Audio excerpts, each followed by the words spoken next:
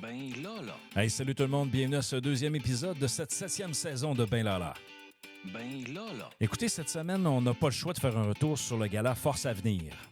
Ben Lala. Ben Lala. Eh bien, pourquoi je dis qu'on n'a pas le choix de faire un retour, c'est que lors de notre premier épisode, on avait souhaité nos félicitations et notre reconnaissance à Marc en disant bonne chance pour le gala Force à venir, à cause notamment de sa nomination. Et finalement, imaginez donc que Marc a gagné le prix. Donc, il a rendu fier toute la collectivité du Cégep de Chicoutimi et de nombreux étudiants à qui il a déjà enseigné. Alors, j'ai décidé de consacrer le deuxième épisode à mon ami Marc. Alors, voici notre invité de la semaine. Il n'est pas dans sa chronique de l'entrepreneuriat, là. On va parler de tout ça. Alors, voici notre invité de la semaine. Attention, attention. Voici notre invité de la semaine. Donc, Marc, premièrement, je voulais te dire que je suis fâché après toi parce que tu ne m'as pas invité au gala. Moi, j'écoutais ça sur mon iPhone dans la cuisine chez moi, puis j'avais commencé à ouvrir mon ordinateur pendant le cours parce que c'était des travaux dirigés. Et là, je disais à tout le monde, allez écouter ça. Puis là, j'écoute ça. Puis là, finalement, Marc est gagnant. Donc, félicitations, Marc. Mais je t'en veux parce que tu ne m'as pas invité là-bas. Genre, écoute, Benoît, c'est pas que je voulais pas t'inviter. J'avais le cœur déchiré. J'étais comme limité. Puis, c'est sûr que dans le personnel proche, ben j'ai opté pour Johnny.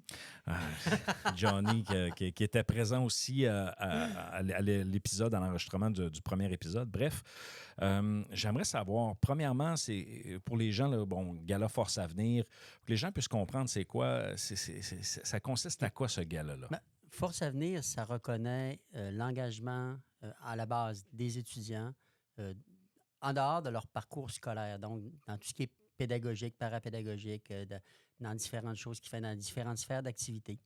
Donc, on reconnaît cet engagement-là, puis ça se fait au niveau, il y a un volet secondaire, un volet collégial et un volet universitaire. Puis, à travers ça, bien entendu, ils reconnaissent un membre du personnel qui s'implique également là, un peu de la même façon là, que les étudiants. Donc, c'est un peu ça. Là. Donc, le prix que tu as gagné exactement, c'est?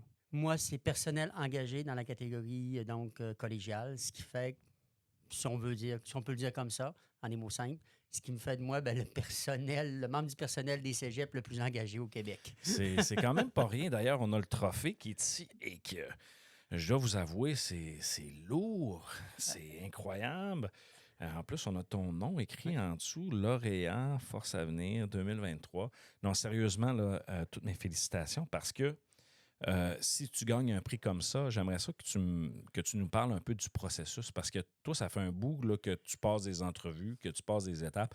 Parle-nous de ce cheminement-là pour finalement se ramasser avec le prix. Effectivement, ça a débuté début de l'hiver dernier, lorsque les candidatures ont ouvert. Là, ici au cégep, chaque cégep va fournir des candidatures.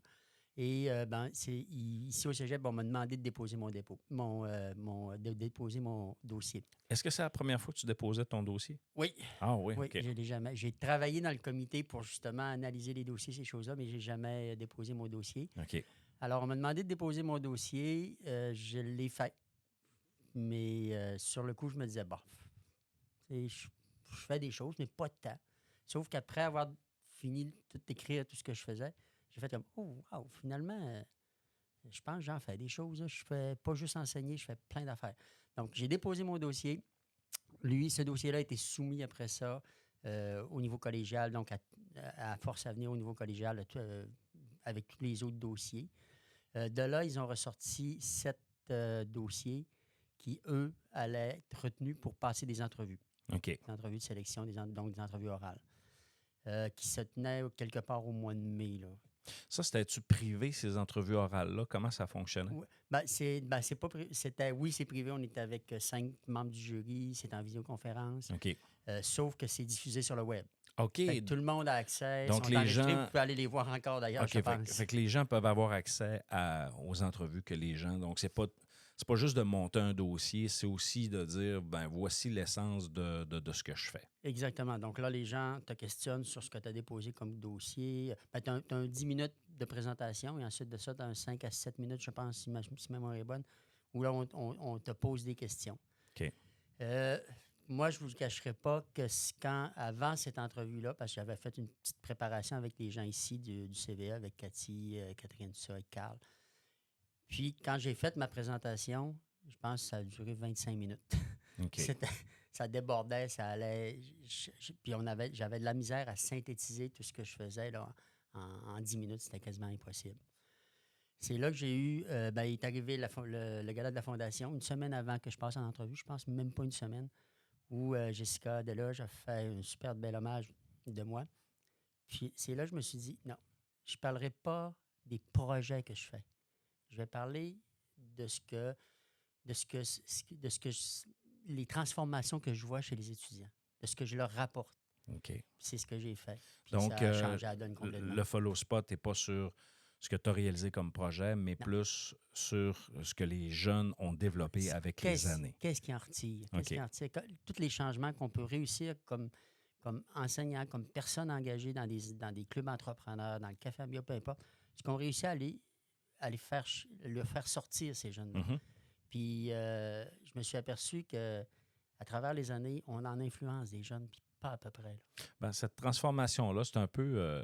c'est le fun de savoir que tu as eu un impact, puis que la personne s'est dit, OK, ben finalement, il y a tel aspect que je préfère ou que j'ai appris telle chose ou développer un champ d'intérêt dans quelque chose. Donc, je sais que dans ton approche, tes allumes dans ce sens-là. Donc, puis c'était quoi déjà l'expression que tu disais lors de l'entrevue? Allumer des feux. Allumer des feux. Ça. D'ailleurs, c'est avec cette expression-là que Stéphane Bureau a ouvert l'entrevue avec moi. J'ai passé un peu pour un pyromane à travers le Québec, mais c'est un pyromane dans le bon sens du terme parce que c'est des feux et j'entretiens ces feux-là avec les jeunes. Là, pour les jeunes qui nous écoutent, qu'ils soient au secondaire, au cégep, à l'université, dans le fond, là, toi, c'est pour l'aspect, en fait, je dirais du personnel, donc des gens qui travaillent. Mais pour les étudiants qui veulent participer à ça, est-ce que c'est le même processus? Est-ce que c'est les mêmes choses? C'est sensiblement le même processus. Ils doivent déposer, premièrement, faire des projets, réaliser des projets, des choses que ce soit en entrepreneuriat, en toutes les catégories possibles, développement durable. Je pense qu'il y a 7 ou 8 catégories, en plus de personnel engagé, personnalité engagée, puis personnalité persévérante. Puis à partir de là, chaque cégep va les aider à mieux développer leur dossier. Puis ces dossiers-là, une fois qu'ils ont passé le local, ils peuvent aller au niveau provincial. Et là, de tous les dossiers qu'ils reçoivent, habituellement, ils en passent 7, 8, 9 en entrevue pour en retenir 3 là, qui vont toujours faire la finale nationale.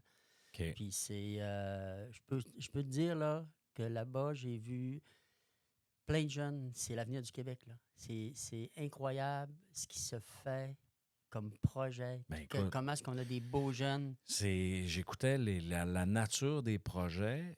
J'étais épaté parce qu'il y en a qui créent carrément des entreprises. Carrément. Écoute, je ne sais pas si tu l'as vu, mais la jeune fille qui a 15 ans a décidé de partir à sa fraiserie. Oui. Puis qu'elle a planté, je pense qu'elle est rendue à 120 000 plantes. Exactement. Puis qu'elle a racheté un motel dans son village pour pouvoir héberger ses travailleurs. Exact. Puis l'espace qu'elle n'occupe pas pour ses travailleurs, elle le loue à d'autres, à d'autres entreprises. Elle a peut-être 18, 19 ans à ce moment-ci. Là. Oh, oui. Il faut être... regarde, c'est des modèles extraordinaires. Là. Tout à fait. Puis, tu sais, il n'y a pas d'âge, je pense, pour s'intéresser à l'entrepreneuriat et à entreprendre des choses. Puis ça, bien souvent, les gens n'ont pas conscience en disant un projet peut t'amener dans le fond, à réaliser, à gagner ta vie, puis à transformer aussi la vie de l'environnement puis des gens qui nous entourent. Là. Donc, toi, Marc, là, tu parlais d'allumer les feux, tu parlais du cheminement, tout ça. Mais écoute, ça ne date pas d'hier, là, ton implication auprès des étudiants. Là. Toi, quand tu as commencé ici au Cégep, tu été intervenu, entre autres, pour intégrer les compétences entrepreneuriales dans le programme, des compétences qui sont encore à l'intérieur de ça. Parle-nous donc un peu de ces implications-là, dans le fond, depuis 2005-2006 jusqu'à aujourd'hui. Je suis arrivé en 2006, puis dès le départ avec... C'est vrai, moi, je suis arrivé avant Tu toi. es arrivé juste avant moi. Non, dès le départ avec Hélène Gauthier à l'époque, puis qui a été... Merci Hélène, parce que c'est grâce à elle que j'ai fait ma place dans le milieu collégial. Déjà, on a travaillé fort pour le département pour inculquer, là, de mettre en place quelque chose pour développer toute ces compétences entrepreneuriales-là avec Evolutal. Ça nous a permis d'évoluer. Evolutal, c'est une entreprise d'entraînement pédagogique. Exactement. Puis ça a permis à plein de jeunes de faire des découvertes, de faire des voyages, de gagner des prix. On est allé un peu partout à travers le Québec. On est même allé à North Bay avec une gang. Ce voyage-là, on n'a pas gagné de prix, mais on a eu du fun, pas à peu près. Oh oui, on a entendu parler. Justement, peut-être contextualiser les gens qui nous écoutent. À ce moment-là, on avait une entreprise d'entraînement pédagogique. On participait à la foire des entreprises d'entraînement, là, dans le fond, la foire canadienne des entreprises d'entraînement. Quelque chose qu'on ne fait plus aujourd'hui parce que, c'est une décision avec les collègues, mais tu sais que c'était pas contre toute ton implication, ton engagement par rapport à ça. Hein. Surtout pas, mais en même temps, ça a été un beau véhicule qu'on a utilisé pendant, je pense, une bonne dizaine d'années. Ah, ben oui. Ben moi, ça oui. Même parce que la dernière année était en 2018, mais c'est un véhicule que les étudiants, au départ, si tu te souviens, ils étaient réticents. Ils étaient un peu réticents parce que là, on leur demandait de sortir un peu de leur zone de confort. Mais à la fin, c'était toujours unanime. Wow, on a trippé, on a eu du plaisir, on a appris beaucoup. On a changé de véhicule. Aujourd'hui, on a d'autres véhicules. Puis c'est correct, il faut s'adapter aussi à tout ce qui se passe un peu partout. Des véhicules, on en a plusieurs. Puis moi, dans ce genre de projet-là, j'en ai beaucoup avec le Club Entrepreneur, avec le Café Ambia depuis 2 ans. C'était les cuisines collectives qu'on est en train de mettre sur pied, qu'on a testé l'année passée. Je pense à une étudiante, un projet comme au départ qui s'appelait Mieux manger quand on est cégepien, qu'on a reçu Jessica d'ailleurs à un moment donné, il n'y a pas tellement longtemps, qui est devenu, qu'on a fait comme wow, c'est tout qu'un projet qu'on a présenté à la direction du cégep. Ils ont dit on va en faire quelque chose. Qu'ils ont investi. Puis que, c'était le fun, ça. C'est devenu simple comme manger, puis avec une série d'épisodes. Oui. Ça perdure dans le temps parce que j'ai regardé dernièrement, puis je pense qu'on avait eu au total sur chacune des émissions, là, une affaire comme 20 000 écoutes. Ah, c'est bon. Fait que il y a beaucoup de choses comme ça. Ça perdure dans le temps. C'est ça qui est le fun avec le numérique, c'est que tu laisses une trace. Quand c'est bien fait puis que ça vieillit bien, les gens peuvent y retourner parce que cette série-là, Mieux manger, écoute, elle avait fait vraiment un très bon travail. Puis c'est une jeune fille aussi, je pense, tu me corrigeras si je me trompe, qui était gênée initialement. Puis je me souviens, quand on l'a eu en entrevue dans le podcast, ça avait super bien été. Puis même quand j'écoutais les épisodes, c'était un beau wow, là, une belle éclosion de l'étudiante. Effectivement. Puis des projets comme ça, on en a fait, je dis, c'est pas moi qui les a fait. Moi, j'ai juste été comme celui qui les allumait, qui les poussait, qui mettait un petit peu, qui alimentait le feu, pour justement faire en sorte que ces projets-là émergeaient, ils sortaient. Puis c'est ça la beauté de la chose. C'est qu'il y a tellement de choses, il y a tellement de jeunes à travers ces années-là que j'ai touchés, qu'aujourd'hui, j'y regarde. Puis le but est ça. Hein, le but, quand on est au collège, c'est de former des citoyens de demain. Fait que c'est un peu ma contribution pour former les citoyens de demain. Puis quand je les regarde... les entrepreneurs aussi. Parce que... Tu vois, je t'interromps 2 secondes. Oui, excuse, vas-y. Cette semaine, on recevait en midi-conférence Maude Gauthier qui a passé brièvement dans nos murs. Puis elle me disait que son compte, parce que c'est elle qui est maintenant un peu à la direction, là, pas à 100%, mais de Cycle de Vinci, son comptable, c'est un ancien étudiant qu'elle a connu ici. Oh! Fait que c'est des gens, c'est ça nos citoyens de demain. Là. Puis, écoute, tu parles de ça, des citoyens, dans les étudiants. Écoute, dans les commentaires sur les réseaux sociaux, je ne sais pas si tu te souviens de Pierre-Marc Lessard, qui est un entrepreneur, puis qu'il faisait des pelouses, écoute, puis qui dit « Je ne suis pas surpris de ta nomination. » Tu sais, c'est le fun. Dans les étudiants, il y a une reconnaissance. Et parmi les étudiants que tu as aidés, y en a-tu quelques-uns qui te viennent en tête, qui t'ont marqué, qui t'ont inspiré à continuer à t'impliquer? Écoute, oui, il y en a. Il y en a toujours. Puis il y en a. Moi, je vois à chaque année, je retiens des noms. Encore, juste une petite anecdote. Cette semaine, avant que je parte pour pour aller à Force Avenir. J'ai 2 anciennes étudiantes, Annabelle et Léane, qui étaient avec nous Mhm. l'année passée, qui sont venues me porter un petit cadeau. Ah, ouais. Tu sais, excuse. Ça touche, hein? Ça touche. Mais en plus, ces deux jeunes-là ont été très impliqués. Tu sais, Ouais. puis en plus, c'est des jeunes de pandémie, là. Oui, c'est ce que je leur disais, c'est ce genre d'étudiants-là qu'on aime, qu'on veut avoir, qu'on veut développer, qui va permettre justement puis on a eu par le passé, là, je pense à une Jessica Deloche qui est rendue avec son entreprise, puis que ça marche, puis c'est wow, là. Tu sais, puis il y en a d'autres comme ça, Simon McNicol, je peux te donner des noms, là, je peux t'en donner là, plein. Tu sais, Jérémy Saint-Hilaire qui a passé ici, Jérémy, il a son entreprise maintenant avec Nicolas, puis c'est des jeunes qui ont qui ont de la drive. Des fois, sur nos bancs d'école, on va trouver un petit peu plus tannant parce qu'ils nous posent des questions, parce ils en veulent, mais c'est correct. Puis ils sortent de la boîte aussi. Oui, Et sur le plan académique, tu sais, sans parler de dossier académique, de résultats, c'est pas nécessairement, tu sais, la note que tu as à la fin, c'est pas nécessairement tout le temps elle qui fait foi de ton avenir. Ça va t'ouvrir des portes, oui, pour l'université, pour d'autres choses, mais en réalité, là, quand ça fait la différence, tu sais, c'est là que l'implication, ce que tu as appris, ce que tu as intégré, va faire une différence. je te dirais que moi, souvent, tu sais que moi, je donne des cours de gestion de ressources Mhm. humaines, donc je parle des entrevues de sélection, de ces choses-là. Ce que je dis souvent aux jeunes, c'est vous allez tous sortir avec la même technique ici. Bon, je parle de comptabilité et gestion, donc avec sensiblement les mêmes compétences, des niveaux un peu différents, mais sensiblement la même chose. Ce qui va faire la différence en entrevue, ce qui va faire la différence quand vous allez arriver à quelque part, c'est votre implication, c'est votre personnalité.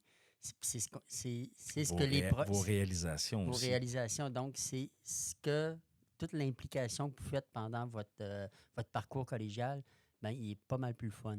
Puis c'est beaucoup plus intéressant. Ça rend ces années-là, ces 2 ans, ces 3 ans-là, des fois 4, 5. Dépêche.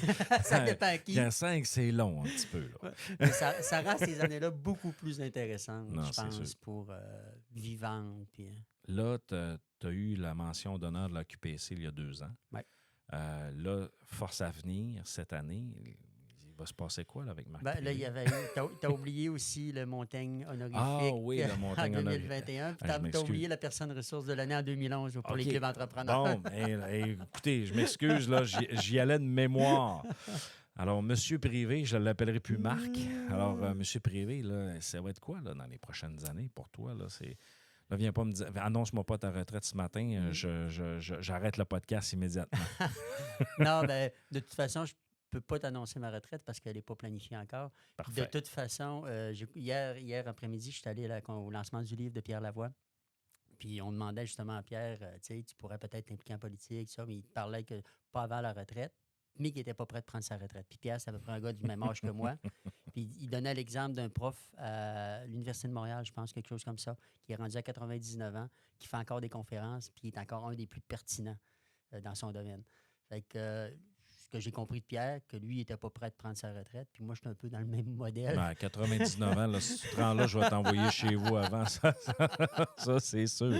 Non, mais sans blague, tu as accompli énormément. Beaucoup de reconnaissance, beaucoup de faits et mérites. Maintenant, là, il se passe quoi? Là? Ben, écoute, ça fait juste donner le goût de continuer. Tu vas-tu slacker? Non, je peux pas. Moi, c'est mon ADN, c'est mon énergie de voir réaliser des choses, de voir les jeunes qui réalisent des beaux projets. Il y en a, là, j'en ai 5-6 actuellement avec le club entrepreneur avec lequel je travaille. Là. Il y en a une qu'on vient d'inscrire au programme StarTech du CAUCAC. OK. Puis son projet est tellement génial. Puis à toutes les fois qu'elle vient me voir et m'en parler dans mon bureau, c'est comme, hey, oui, puis là, moi, j'y emmène des affaires, puis on se relance. Des fois, non, ça ne marchera pas. Puis c'est ça qui est le fun, tu sais. Puis de voir peut-être ces jeunes-là émerger à un moment donné, ils n'émergent pas tous, mais de sortir, m'amener du lot, puis d'émerger. Ça, c'est pour des projets d'entreprise, mais il y a d'autres projets aussi, il y a des implications. Non, parce que ces projets-là, il ne faut jamais négliger l'apprentissage qui s'y fait. Exact. Parce que c'est de l'intégration directe de ce qu'on enseigne, entre autres, en gestion, en comptabilité. Donc, quand tu as la chance de l'exercer dans ton propre projet, c'est pas comme quand tu arrives dans une entreprise. Parce que quand c'est ton propre projet, tu dois bâtir tes règles, tu dois bâtir ton système, ton mode de fonctionnement.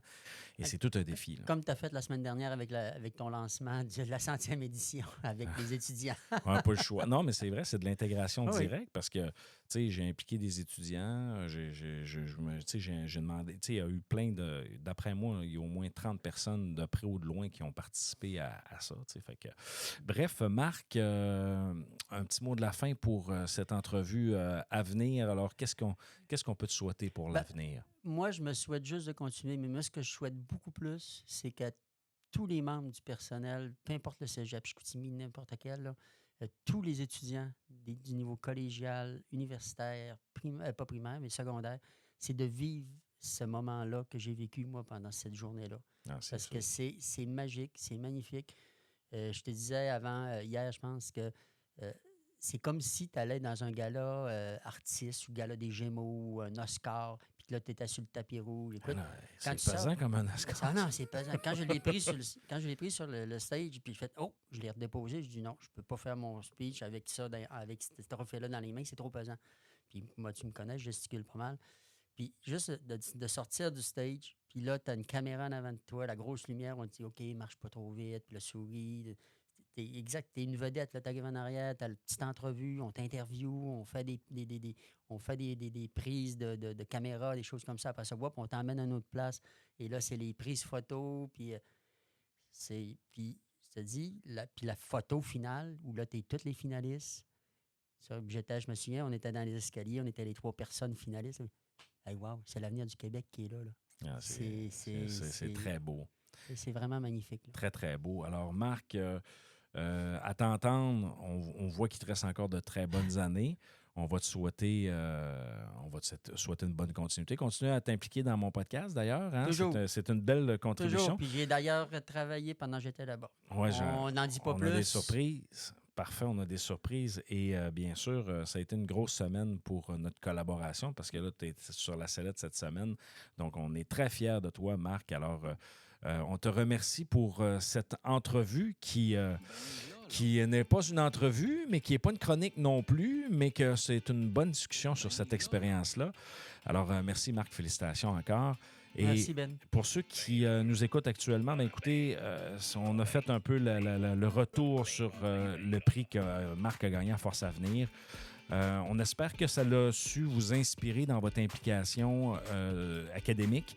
Maintenant, vous savez qu'il y a d'autres possibilités. Il n'y a pas juste la performance des notes, mais aussi cette reconnaissance-là de votre engagement étudiant. Alors, mes chers amis, il ne me reste qu'à vous dire ciao, ciao!